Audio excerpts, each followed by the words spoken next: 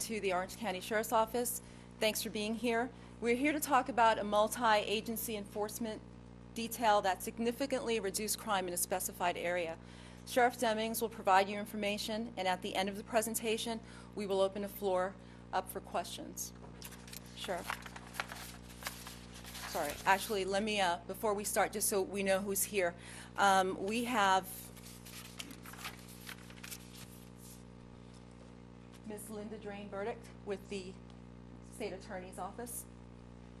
We have Jack Massey with FDLE, Joe Lindzick with ATF, Captain Rick Milley with the Orange County Sheriff's Office, Sgt McCullough with the Orange County Sheriff's Office, Major Brown, Nancy Brown with the Orange County Sheriff's Office. We have Captain Mike Doby with the Orange County Sheriff's Office, and Lieutenant Espinoza with the Orange County Sheriff's Office. Captain Espinoza? Lieutenant, I had it right. Sorry.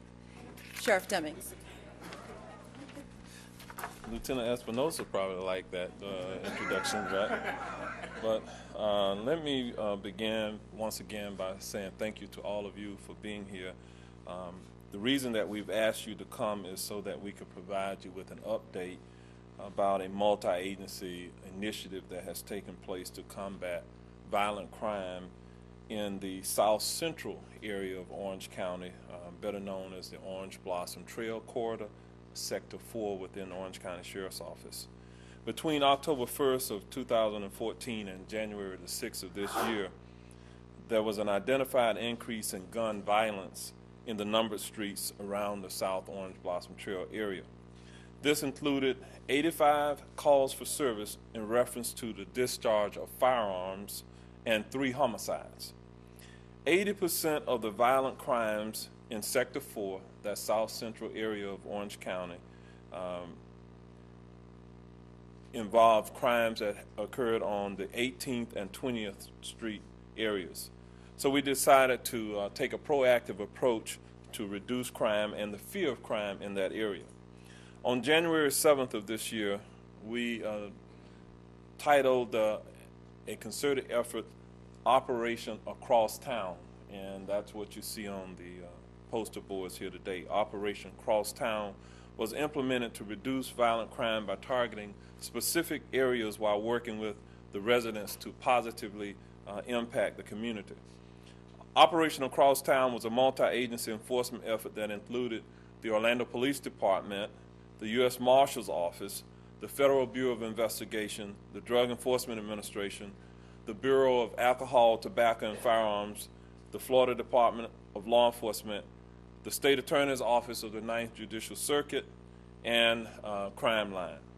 The deployment of additional uniformed patrol personnel, as well as tactical units, gang units, and narcotics agents all work closely with our law enforcement partners to ensure that all resources available were being used to this effort to identify potential targets and significantly impact criminal element crime in the area. We discovered that the increase in violent crime was directly attributed to two rival groups who were in conflict in the area. These rival groups, mind you, were not traditional gangs. They were simply individuals who had a beef with one another. In the last 2 months within the targeted area, our concentrated efforts have resulted in the following numbers. 14 search warrants, all residential homes. 61 total arrests. You see the photos of the arrestees on the poster boards to my right. 25 warrant arrests, 25 narcotic arrests, 5 firearm arrests, 6 arrests for aggravated battery or ag assault, and we seized 24 firearms. Agents seized illegal drugs to include heroin, crack, powder, cocaine, as well as cannabis and other paraphernalia. As a result of this multi-agency effort, we saw an 87% decrease in the calls for service in reference to the discharge of firearms, and we saw no homicides during this period of time or other shootings. While investigative efforts are ongoing in several cases, the State Attorney's Office is prioritizing prosecution for violent crimes emanating out of this area. Additionally, in partnership with Crime Line and local law enforcement agencies, the gun buyback program that took place just a couple of weeks ago on February 13th was an overwhelming success. We collected 225 firearms, 32 BB guns, 5 sawed-off shotguns, 3 sawed-off rifles, and we recovered 3 stolen firearms as well. This was a comprehensive approach that we have taken. That does not conclude today. It actually will continue into the future. But we wanted to give our public an update about where we are today. While there have been 61 arrests, there will be other arrests. And so we're sending a message to the entire community that if you are intent on engaging in illegal activity, violent crime, we're going to be coming after you. And so at this point, what I'm going to do is ask the Chief Assistant State Attorney, Linda Drane, Burdick, to come up and just give you a few brief words about the prosecutions in this case. Thank you, Sheriff. Good afternoon. Let me start by thanking Sheriff Demings for including the State Attorney's Office in this operation from the outset. Traditionally, we don't see paperwork from arrests until after an investigation is complete. But in this circumstance, as the details of the operation unfolded, we were invited to participate and send our personnel so that as things progressed, we could identify across several divisions within the office those individuals who were causing problems in this area of the county. The way our office is set up, that could have involved multiple prosecutors who would have had a difficult time coordinating the efforts that the operation was trying to achieve. Therefore, at the beginning of this program, we dedicated one of our crime analysts, an investigator, and one of our managers to ensure that as the cases came in, the ladies and gentlemen of the Sheriff's Office and the other agencies would identify them for us so that we could track how the investigation was going. Moving forward, we obviously have several cases pending within the State Attorney's Office at different stages of prosecution, and Mr. Ashton is committed to ensuring that these cooperative efforts continue and that these individuals are prosecuted to the fullest. Thank you.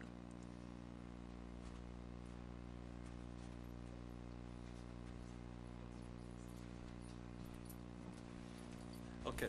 I want to thank Ms. Burdick for giving that update as well. Sgt McCullough was one of the principal individuals engaged in the day-to-day operation as our efforts move forward.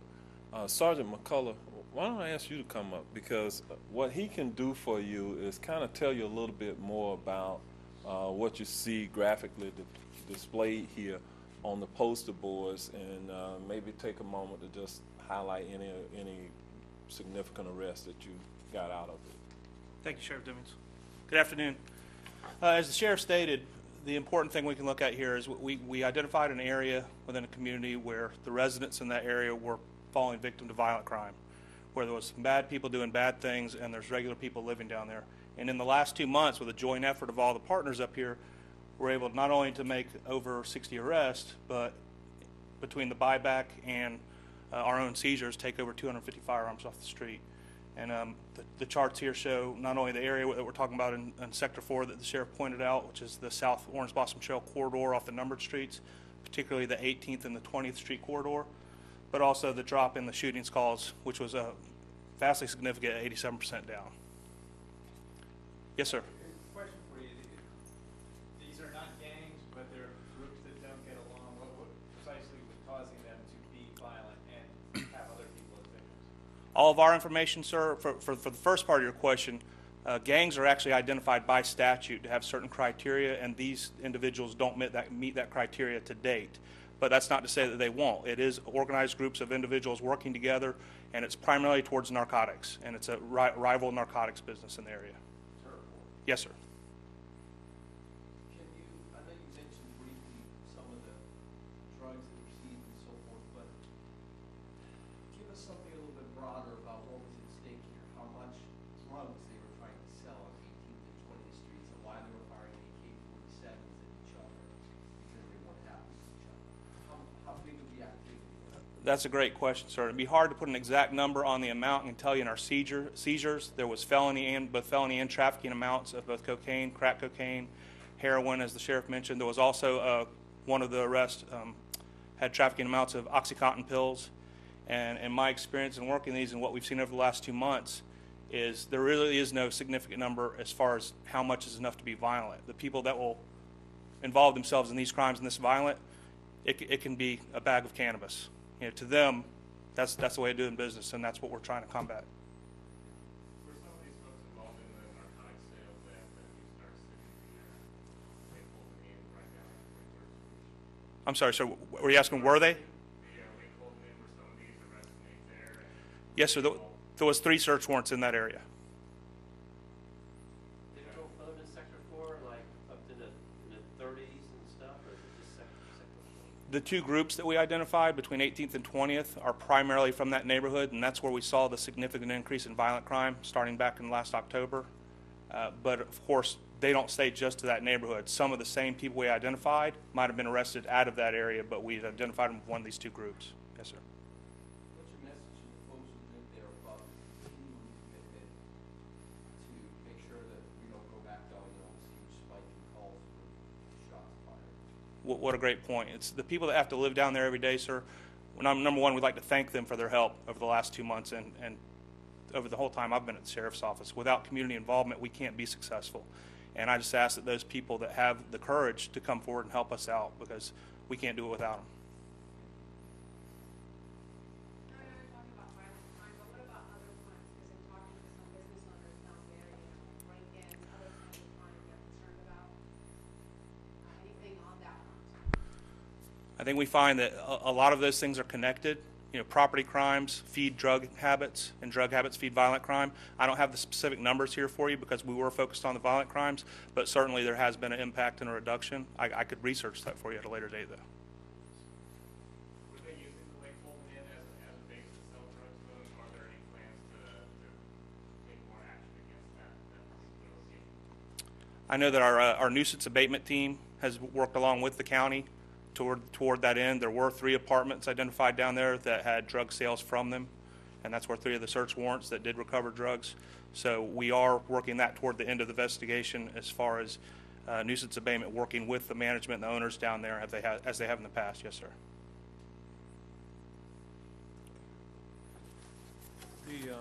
The one thing that I also want to point out is that you see here a collaborative effort between federal, state, and local law enforcement. Simply put, what we're trying to do is ensure that as the prosecutions move forward, if we're able to have some of the cases prosecuted within the federal system, if that is most advantageous to getting additional time perhaps for these individuals, then we're looking to the U.S. Attorney's Office for that. Those decisions haven't been made yet, but as you heard from the Chief Assistant State Attorney, most of these cases will likely be prosecuted in state court. But I want to say thank you to our federal and our state partners for participating in this effort with us, because overall what we have done is made the community safer by making 61 arrests for individuals involved in felony crimes, many of them violent crimes. I believe that you're going to see a corresponding decrease in overall crime. And so far this year, overall crime in Orange County is down by double digits. This is but one of many efforts that we have going forward to make certain that we keep crime at a manageable level. So, having said that, if there are no other questions, I will say thank you to you for being here this afternoon. Look forward to some additional things that we will be doing in the very near future. This is the enforcement effort. We're also going to be engaging in some other public awareness things that will occur in that area also. Thank you.